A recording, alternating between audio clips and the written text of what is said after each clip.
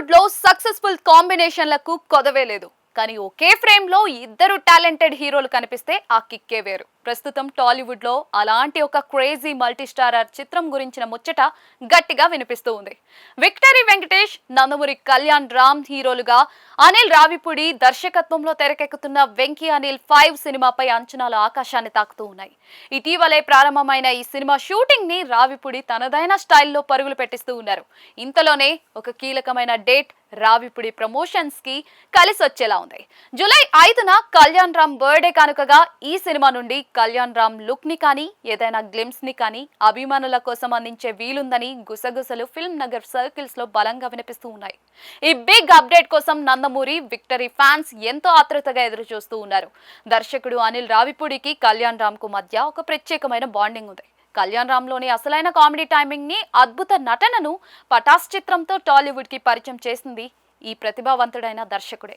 ఆ cinema box office వద్ద ఎంతటి ఘన విజయం సాధించిందో అందరికీ తెలిసిందే.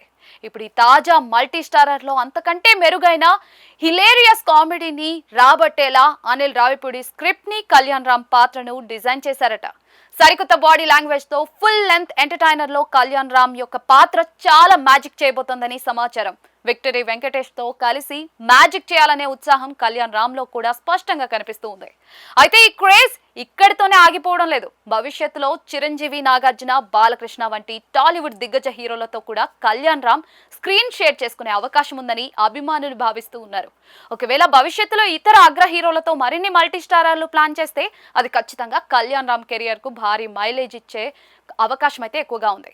వైవిధ్యమైన పాత్రలు చేస్తూ దూసుకుపోతున్న కళ్యాణ్ రామ్ కు ఈ తరహా సినిమాలు కొత్త ఎనర్జీని ఇస్తాయి అనడంలో సందేహం లేదు.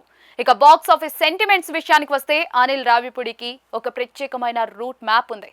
ప్రస్తుతం శరవేగంగా చిత్రీకరణ జరుపుకుంటున్న ఈ భారీ మల్టీ స్టారర్ చిత్రాన్ని 2027 సంక్రాంతి కానుకగా, ముఖ్యంగా భోగి రోజున అంటే జనవరి 13న రిలీజ్ చేయడానికి గట్టిగానే టార్గెట్ చేశారు. గతంలో వెంకటేష్, వరుణ్ తో చేసిన F2 జనవరి 12న, అలాగే చిరు, వెంకీలతో మనశంకర వరప్రసాద్ గారు చిత్రం జనవరి 14న విడుదలై సంచలనాలు సృష్టించాయి.